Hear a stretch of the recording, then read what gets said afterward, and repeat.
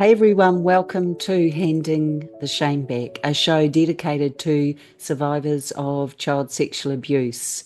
My name's Gloria Masters, I'm your host, and it's always such an honour and privilege to bring this to you. This is usually unspoken, and here at Handing the Shame Back, we're determined to make the voices loud and clear so that across the world survivors feel less isolated and less supported. You are welcome here. As with all shows, there's a trigger warning, and we do that because we don't want you feeling traumatized and upset watching the show. By its nature, it is a sensitive topic. So if you do start feeling triggered, please go to the show notes below. You'll be guided to some resource and support. In the meantime, I've got an amazing guest called Stephen Shelton. Now, he joins us all the way from Florida. He calls it hell, potentially because it can get very hot, cold, lots of things happening over there at the moment. But he's an incredible survivor. He's honouring us with his presence today. He's also an author, and can't wait to hear more from him. Welcome to the show, Stephen. Thank you, Gloria. It's an honor to be here. So we tend to start, Stephen, with your experience of child sexual abuse. We don't need lots of intimate details, but what you're comfortable to share around, where you were, where you were growing up, kind of who decided to do that to you, and yeah, if you're comfortable, it'd be good to know to hear. Sure. Yeah. Sure. I was born in Arkansas, which is in the middle of the country. It's kind of I call it a backwater hillbilly state. And it really started for me the first time was at 4 years old. People say you can't remember things at 4, but I know that you can because I specifically remember this. And it was an adult babysitter, a man who lived next door to us. My mother was raising my brother and I by herself at that time. And this guy next door who worked at nights volunteered to babysit a 5 and 4 year old for free while my mother worked. Now, nowadays that would raise a red flag, but I guess back then it didn't. And he enticed me to do things. And I was 4 years old. I didn't know what was right or wrong. And one day my mother walked in while it was happening and she turned around and walked out and never spoke of it. Nothing happened of it. And for me, that's the watershed moment because I was never sat down and told to stop things like that from happening, to tell people things like that happen, to do anything if someone did that to me. And I think that in my very adolescent brain, it just kind of normalized that for me to where I didn't want to be afraid of it and be scared of it. And that's a shame because I think that set me on a wrong path, that when other things happened when I was 8, that I didn't report it. I was an isolated child. I was bullied at school. I was emotionally vulnerable. And after a tornado destroyed most of our town, a family moved in with us. We didn't have electricity, but at least we had a roof over our head. And this 14-year-old took advantage of me. But, he said he was my friend. And I didn't resist because I wanted a friend. I needed a friend. I had nobody that I could call a friend. And in fact, this went on for several weeks. And then when he and his family left, I cried because I had lost my friend. Yes. Yeah. And in hindsight, I see all the damage that was done to me. And that resulted in kids at school blackmailing me into. A lot of us don't think of peers as being sexual abusers when we're in school, but I can tell you they are. And it took me a long time to break away from it. I was 14 before I finally ended all the abuse against me. So, Stephen, look, just a cycle you ended up being in, and through no fault of your own. And, I'm so sorry this happened and that it continued to, or the door was opened, if you like, because mum wasn't able to stand strongly and protect or stop what was happening to you. You know, you talk about the male babysitter. Was he someone who continually babysat, or was it a kind of a one-off or a He babysat us every day everyday? until to be honest, I remember nothing about where we lived at that time because we lived in Kentucky, another state at that time temporarily after that. And I think that's when I developed dissociative identity disorder. And I think that I then dissociated for a long time after that. Yeah. But he was there every day. Okay. Okay. When you know that incident, you clearly remember when Mum moved out, saw it and walked away. Um, did you notice anything after that in her behaviour towards you? Did it still feel the same? Was Yeah, My mother and I, it's funny you bring that up, for years after that, never had much of a relationship. She, in my book, I go into it extensively in places about some of the things she did to me, emotional abuse and stuff. I never, until many years later, looked back and thought maybe that's why she did it. I don't know. But it became a very difficult living with her throughout my teens. yeah, But, she just, she passed away a few years ago, and I, a couple of times I raised the issue of the babysitter, and she said, "You were 4 years old. You could not remember that."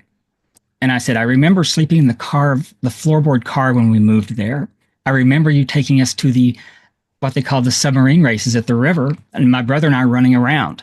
If I could remember those specific things without ever having been told them, why would I not remember something as shocking as you walking away after catching the babysitter and I doing things?" And she never responded to it. yeah. But I did my best to Yes. try to speak to her about it. And I think, and hello, lovely survivors. Sorry, I forgot to say good morning to you or good evening from Florida, from Stephen. Um, that's a very valuable point that, Stephen is talking to us about. Where there's complicit behavior from a parent or adult tasked with caring for us as children, where there's that scene, trust starts to ebb away, and we know that trust, I liken it to a full bath. Once trust has gone, it's like someone's pulled the plug.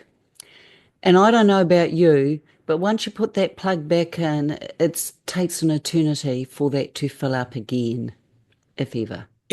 It does. And then in my case, I kept wanting to trust my mother.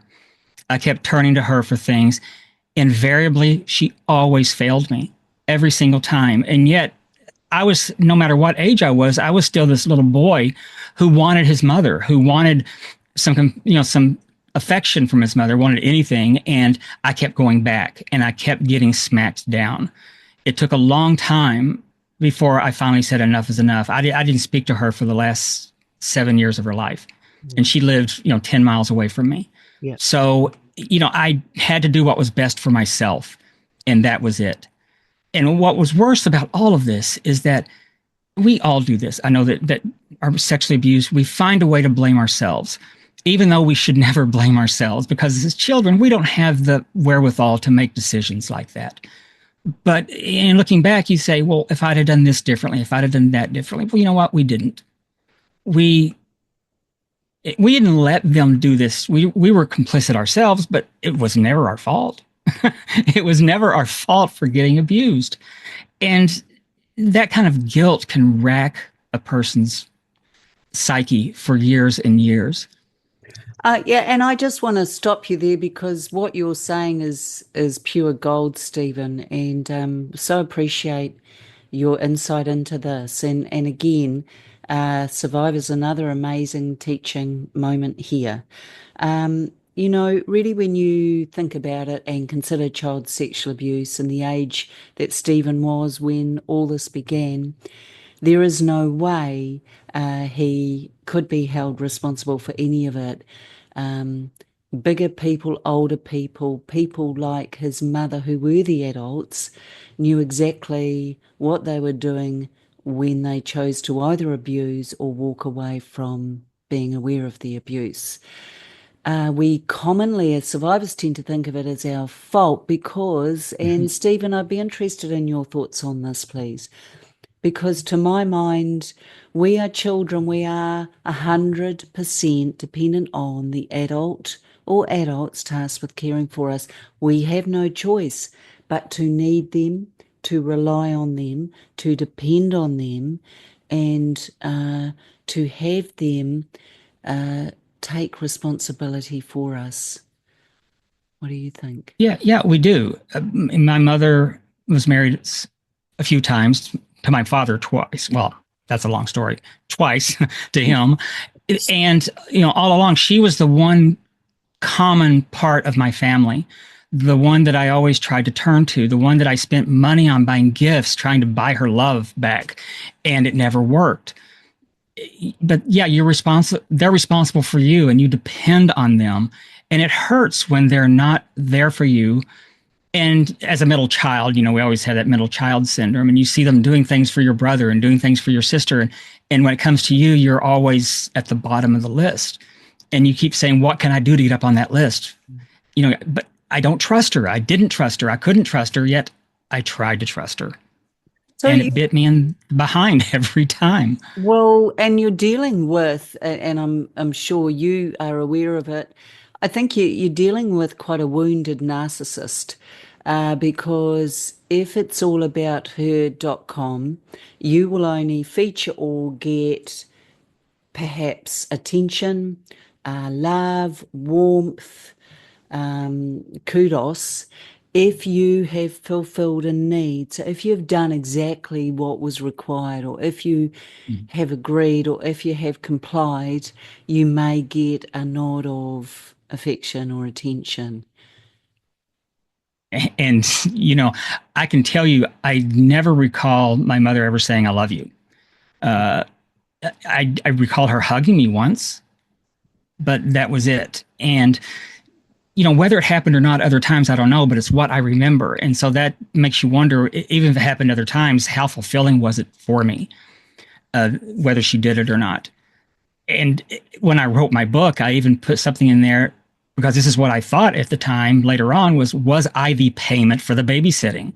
Your mind starts going there whenever you feel that you've been done wrong and nobody's saying anything to you or explaining anything to you. And anyone who knows me should have known something was wrong. When I started having my dissociative identity disorder problems, people should have seen something was wrong. People should have noticed it, but I hid it so well, I guess they didn't, or they didn't want to see it.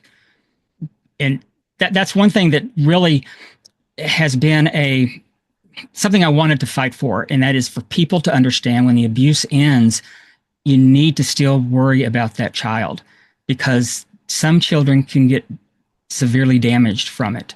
Trauma is not a contest. What's traumatic for one person is not traumatic for another, and vice versa, but you can't measure trauma. But what you can do is watch out for the effects of it, because there are several mental disorders that can arise out of trauma like that. And just thinking that it's fine once the abuse ends is a big mistake, because people need help sometimes, and they may not turn to it for themselves. You've got to take care of them. And I love what you've said, and I think you've coined it beautifully. Trauma in and of itself is enough, and we know there are several trauma responses, and we'll have some in common, Stephen, won't we? But the reality is that I have heard a survivor say this, so interested again in your thoughts. Trauma begins in a different way once the abuse ends. It does, because once the abuse ends, it's kind of like when you're hurt and you have the adrenaline and you don't feel the pain. And once the adrenaline goes away, then you feel the pain. When the abuse ends, I thought, finally, I can have a good life.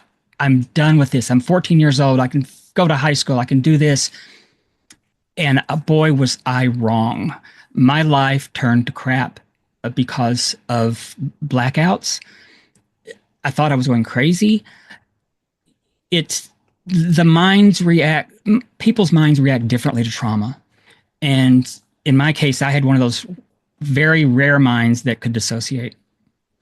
And I said something the other day to someone. I said, the nightmare really began after the abuse ended, and they didn't understand. They thought that I was downplaying the abuse. I said, no, I'm not downplaying the abuse.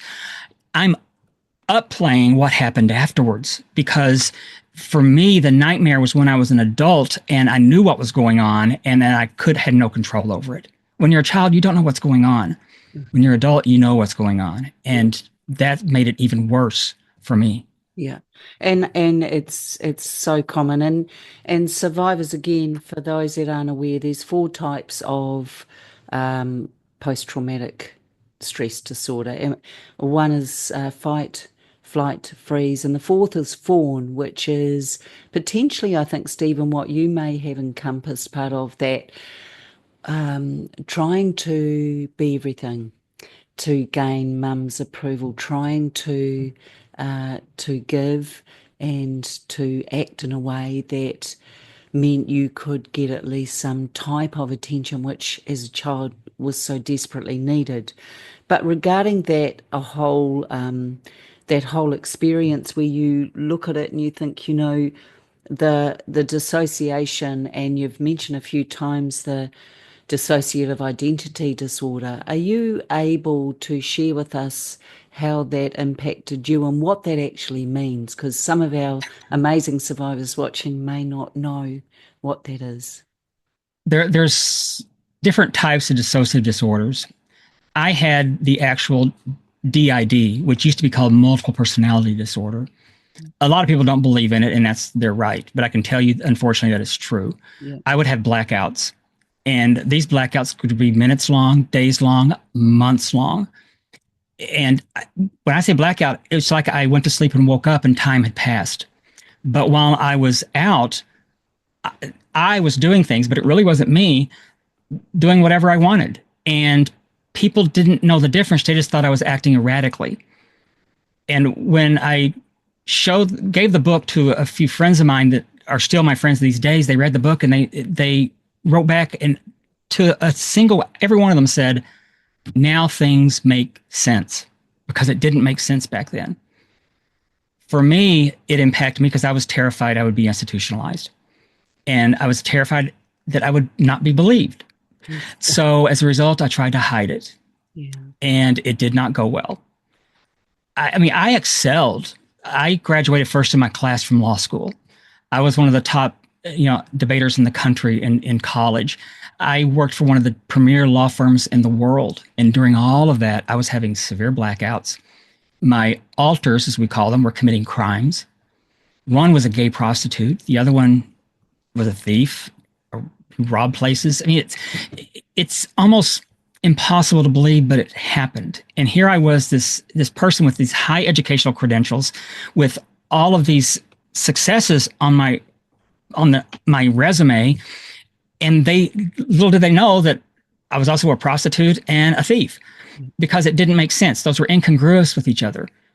But that's what I tried to hide, and eventually it all came tumbling down, because it got to a point where some things happened that I could no longer cover for them. And that's how it impacted me. I could say it ruined my life, but I'm healthy now. I have a wonderful marriage. I wish I would have gotten help instead of trying to hide it, and I didn't. And that's the other thing. If you've been abused and you're having some mental health issues, whether it's depression or you're having blackouts like I did, for heaven's sake, find a way to get help. We don't always have insurance or a way to pay for it, but figure something out, because going it by yourself and trying to hide it, that's never going to end well. No. And if my book can save one person from the misery I went through and the people and not hurt the people that I did, then great. I've done something. I have a legacy to leave behind. But we need to not go at ourselves because we can't give ourselves an objective view of what to do. Someone else can. Yeah. And that's what's needed. Yeah, and thank you so much for being so transparent with that, Stephen. I think it's really powerful, and I think for us as survivors, for someone who has experienced child sexual abuse, there is always going to be a part that will act out, and you will often hear that, myself included. So behaviour is not something we are proud of, but as you say, you can look back and you can then connect the dots. I think dissociative identity disorder can be yeah, it can be viewed in a way which makes it almost impossible for people like yourself to be able to speak about it because it's so judged and it's so misunderstood. So thank you. I think that's really important. I really appreciate knowing that. Well, yeah, I have nothing to lose anymore. I'm retired. Yeah, I don't have to worry about a career. I don't have to worry about yeah, losing family members. I just want people to know that this does happen. yeah, And just because they may not have it to the extent I did, but if somebody's having any kind of problems, don't blame yourself. It's not your fault. If you were sexually abused and you end up lashing out and having anger issues or whatever, that's not your fault. It's the fault of the person who did the abuse. yeah, And that's where it all goes back to. Those two things cannot be separated. There's cause and effect. yeah, But you can help yourself by turning to someone and say, look, I need some help on this. yeah, yeah. Anyone, even if it's a family member to get it started. Mm. You know, that's all I can say on that. Yeah, yeah. And it's interesting what you say because often we know that things like criminal activity can sometimes lead to incarceration. We know that rehab facilities are full of survivors like ourselves. We know that suicide and suicidal ideation is a huge component of what happens for us as survivors once we realise, and as you said, once the abuse stops, it's not suddenly wonderful, I'm so relieved. It's now it all begins. Yeah. So I think it's really important that we're aware that, and for you survivors too who are watching Stephen's interview today, the reality is the impact of this has to go somewhere. So if you have experienced this trauma, it's sitting in your body. If you feel unable to speak of it, it's still sitting in your body. If you feel, as Stephen did, that you're going to bury it and you're going to make sure it never emerges, it's still sitting in your body. So it's got to emerge. And you never know when it's going to rear its ugly No. head. You have no idea. You might be in the grocery line and someone triggers you and you just go off on them with anger, with whatever. And it's like, why did I do that? Yeah. You don't know. Well, guess what? It's been building up. Yeah. And if you don't get rid of it, if you don't find a way to deal with it, it's going to equal bad things happening. Yes. I mean, I'm not proud of the things I did. I spent 9 years in prison. And I went to prison at the height of my legal career when one of my alters decided to become a serial bank robber. Okay. That was his way of solving any financial problems I was having as an attorney. I'm not proud of that, but I am proud that I sat down with my expert witness. And she said that because I had gotten my alters out of so much trouble over the years, you could not imagine the things I got them out of. And she said, if they get away with this, they know they can get away with anything. And I said, you know what, you're right. So I just pled guilty.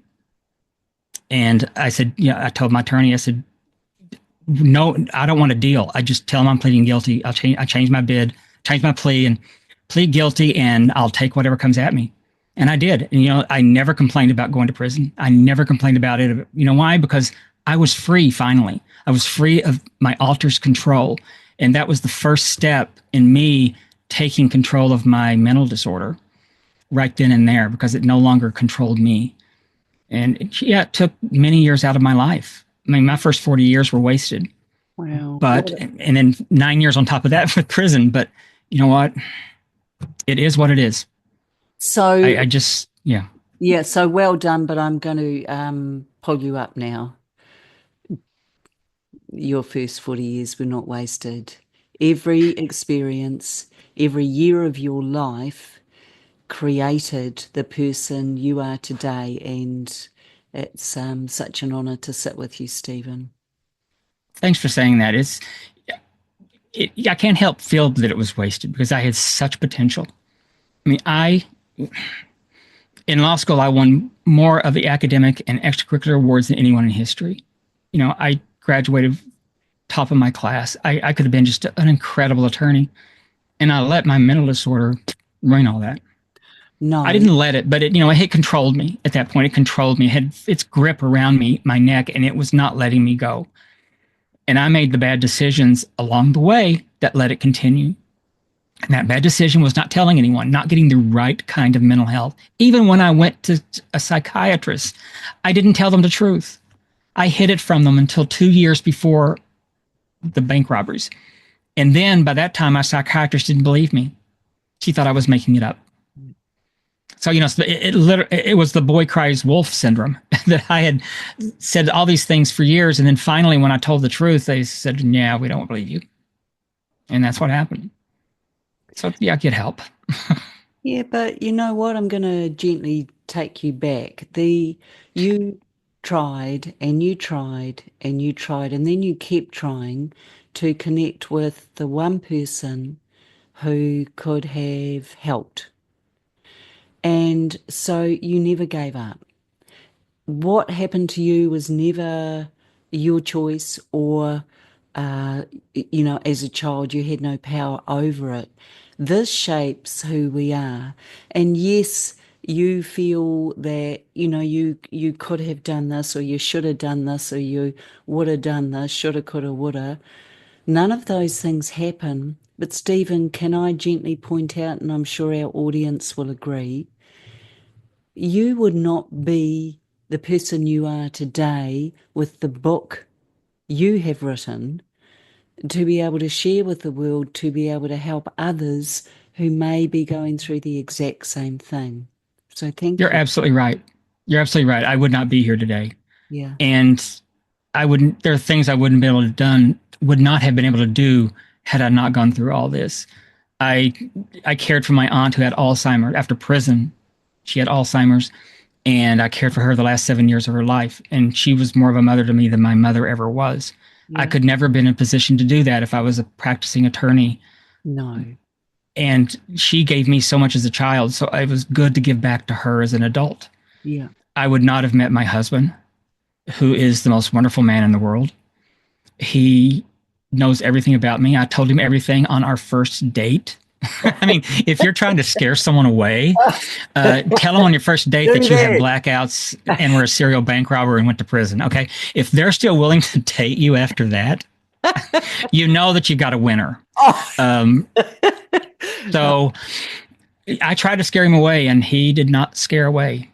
And we've been together for almost 13 years now. So I would not be here. I guess when I say I wasted the first 40 years, I guess I mean that's 40 years of my life I'm never going to get back. And here I am, I'm 65 now. I still feel like I'm 25. I want to be able to do the things I could when I was 25, but I can't. So I wrote the book. And that's going to change. Hey, if it changes one person's life, has it not been worth it? When you think about it, what you're sharing, you could not be this person with the layers and levels that you are, had you not experienced that. And I'm not trying to say it should have happened at all. You get my point. But the point is this: there's so much about you that is so successful. Look at what you have overcome and you've turned it into, and your husband, I'm sure, would agree.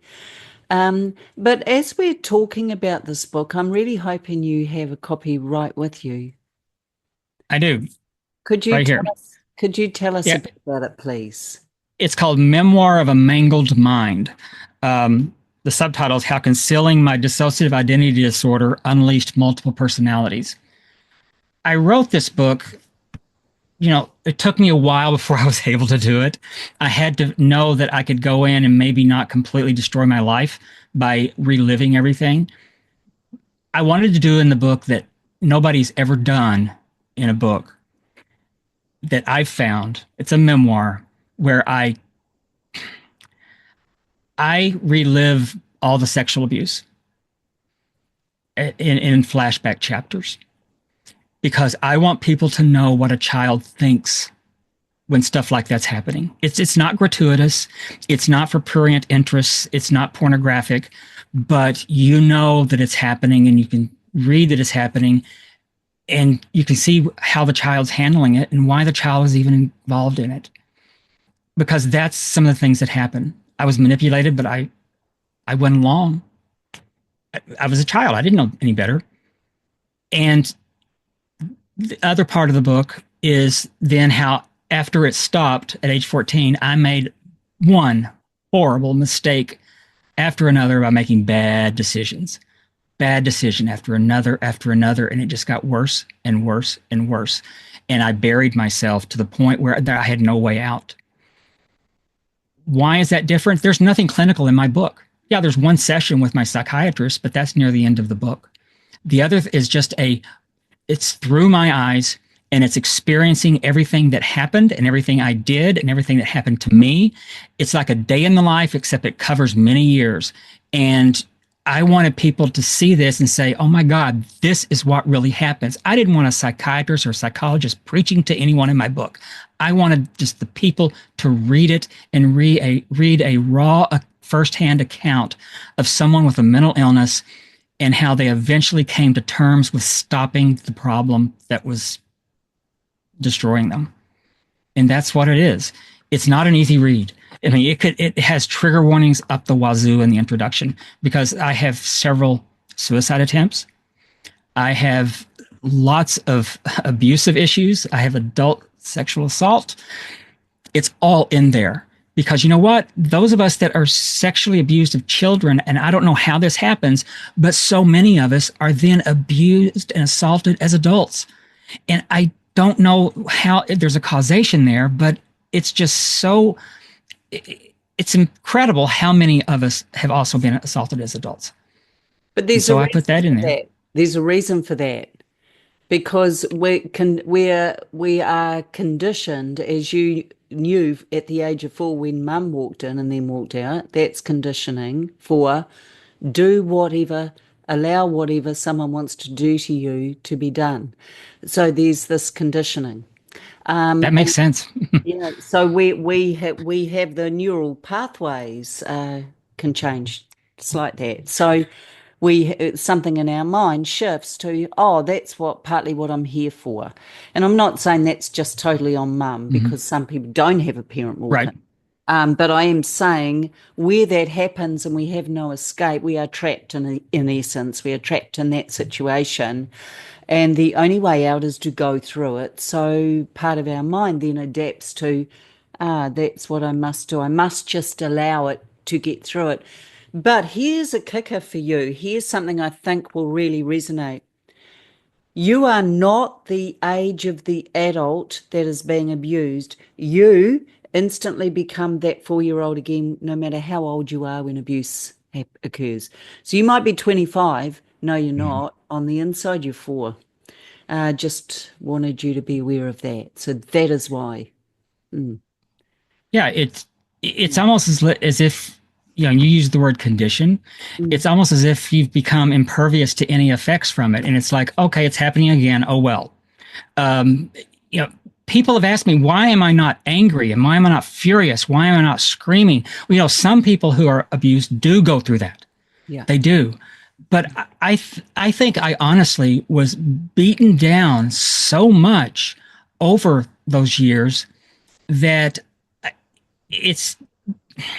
don't know how to say it. It just doesn't affect me as badly anymore as it should. It's like, it's like it was an old friend that was a bad friend. Does that make sense? Yeah, but I also think it brings me back to the four trauma responses. I think you fight, you flight, you try and run away, you freeze, or you fawn and you try and make the best of it and make it as less painful or traumatic as possible by fawning and being the people pleaser or making people feel good around you. So I don't think it's that uh, you're over it so much. It's just my perspective. I think our personality type responds the way it does. And the reality is, for those that tried to fight, who have the fight response, that won't have worked for them in this situation anyway, because they were children. And so you've got a bigger, stronger person deciding they're going to do something. There's nothing you can do. But that's where the anger will surface, isn't it? Because of It the is. frustration. But I think and to survivors, just in case you're thinking, what is she actually saying here? What I'm saying is whatever response you have is perfect in the moment for that situation. And as Stephen's talking about the amount of adults that are abused or are sexually assaulted were also childhood survivors of this. Yes, it's very common. It's a lot more common than we think. One of the products of this, and a lot of people, this is something that no one wants to talk about. And that is, I have never been able to have a normal sex life. Never. Yeah. And it's embarrassing to the point where most people won't mention it because they're embarrassed about it. They're ashamed. But it's a direct result of that. There's been no way for me to fix that. I've never been able to fix it. Some things are broken to the point where we want to fix it, but reality is it's not going to get fixed. Mm-hmm. And that's the biggest shame about this is that those people who have not been abused as children, they're seeing someone, they think, oh, go to therapy and you're going to be fine. Well, therapy can probably help you cope. And that's what I got out of my therapy was coping skills, finally, to dealing with this. But there's no quick fix. And, those people who have, been abused as children and they find themselves as an adult and unable to have a normal sex life, don't be embarrassed. You know what? It's not your fault. It's the fault of the person who abused you. Don't forget that. Yeah. Just hope that you have a partner who is compassionate with you and understands. Because if they love you, they're going to work with you. They're going to care about you. They're not going to care about that other part. No. And that's why you don't keep it from them. And this is why the shame is so big, though, because you're mentioning things most people will never talk about, which is the impact on our sexuality or on our ability to be sexually active.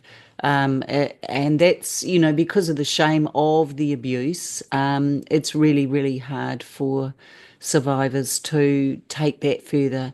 That's a whole other podcast, I think, Stephen, in and of itself. But we've got about 8 minutes left, so I just want to bring you, please, if you would, a couple of things. Any ideas you might give to survivors who are struggling with their own kind of life through this and trauma of this, and also anything you have personally done that has helped propel you forward? What's worked for me was finally accepting that it wasn't my fault. That was the biggest breakthrough for me because I blamed myself for so many years. And it almost got to the point where I felt like I was being punished because of what I did, meaning because I blamed myself that I was being punished for it. So I had to accept the fact that it wasn't my fault. And the other thing I had to deal with was the effects of it. I had to talk to a therapist and be honest with them and not hold anything back, nothing back. I had to trust them. And you know what? That's a blind trust because you don't know this person. you're sitting across from someone that you may be meeting for the first time, and you've got to open up, and you've got to just start opening up. It may take several sessions, but get it all out. Find a trauma specialized therapist. It takes a very special therapist to deal with what we go through afterwards. And if anyone's out there that was abused as children and they are having problems, the first thing to do is tell someone you love. If you've never, because most people have never told anybody else, they've kept it themselves, especially men. And I'm not saying anything negative about women, but men, for some reason, they refuse usually to even discuss it. I had someone tell me, he was a quasi-therapist, didn't know why I was so upset with it all because I was gay anyway. Imagine that. Imagine someone telling you that I shouldn't be too upset that these men abused me. I left right then and I never went back. Should have reported the guy, but I didn't. But yeah, tell someone you love, and then try to find a way to see a therapist. Even, there are many resources worldwide that you can call and talk to people over the phone, but don't try to go it alone. That's the worst thing in the world. Just open up to someone and start a path, start a dialogue. And once you do that, things will seem easier. It'll seem like a burden has gotten off your shoulder. And that was the first step in actually finding a way to cope with all of the effects of it and to open up to someone that you haven't opened up to before. Because your partner, if they don't know about it, may be wondering why you act a certain way. And this will help explain it. Yeah. Well, so, and I love that you say that. And it's so simple, isn't it? And I think it's just for our amazing survivors to feel it's possible to tell someone they love, because sometimes in the telling it becomes real, doesn't it? But it does. personally, if someone was struggling with this and they're really wanting, there may be newly recovered memories for them, because we don't always remember. And so our mind protects us, doesn't it, from a horror until we're able to deal with it. So for someone who's perhaps newly recalled their trauma, are you able to maybe give a couple of pointers that helped you through yours? Absolutely. First of all, trust your memory. Don't let anyone else convince you otherwise, because they're your memories. Our memories are not perfect, and we may remember something a little bit different than it actually happened. But for you to have recovered memories means something happened there. We know where there's smoke, there's fire. So trust your memories and don't let someone else tell you otherwise, because it's not their memory, it's yours. And once you can trust your memories, don't waver from it. Stick to it. And then you can move forward, because if you let someone make you believe that you're making it up, don't let them do that. Don't let them do that at all. Because you know why? They weren't there. That's all I can say with that, because that is the very first step. And too many people with recovered memories, they let their families get inside their head, and it eats away at them, and it makes it worse. So stick to your guns. I love that. And it also reinforces the fact that as children, when they maybe tried to tell, they weren't believed then either. So this is reinforcing all of that, which is why survivors don't tend to speak out easily. It takes the courage of a lion. Hey, Stephen, any final words from you before we go into close out? Anything you would like to share that you maybe haven't been able to as yet? Now, I just appreciate the opportunity to be here and talk about this, because it's swept under the rug. Here we are in the year 2025, and it's still swept under the rug. And when they sweep the abuse under the rug, they're also going to sweep the after effects of it under the rug. It's a domino effect. So, keep trying to talk about it. And if people are uncomfortable, good. That's what they should be, is uncomfortable. It's, if I just felt uncomfortable, things might be okay. But no, I was beyond uncomfortable. So I don't care if other people feel uncomfortable. I really don't. My book, it's not for everyone. It's Memoir of a Mangled Mind. If you want to read how badly someone else went through it, read it. But you know what? Don't compare it to yours. Just because I went through a lot of bad stuff doesn't mean that yours was any less bad for you. Yeah. Period. Yeah. If you read it, be prepared to be triggered. That's all I can say. You have to be in the right mindset. Yeah. Just don't let someone downplay what you went through. It doesn't matter how extensive the abuse was, it was still abuse. And the effects are still there. So stick to your guns. Don't let people try to make you go away from them, and stand up for yourself on this. Because you know what? You deserve it. What you went through is not fair, and it's not healthy to hold that in, because it's eventually going to rear its ugly head in the worst ways. Yeah. No, and it's so true. So, Stephen, please stay right there. Thank you. Thank you. Audience, wow, I'm sitting here reeling, so I can imagine how you guys must be feeling. How incredible to have Stephen with us today, and being able to share his experience, and also what it's led him to do through his book, and also just being able to do that advocacy through speaking out so strongly. You know, he said many things, and my mind's still going 100 miles an hour. But one thing he said, which has really stuck with me, is trust your memories. Don't let someone else tell you otherwise. And I think that's a real gift. Trust your memories. So, as always, amazing survivors, I see you, I stand beside you, and I believe you.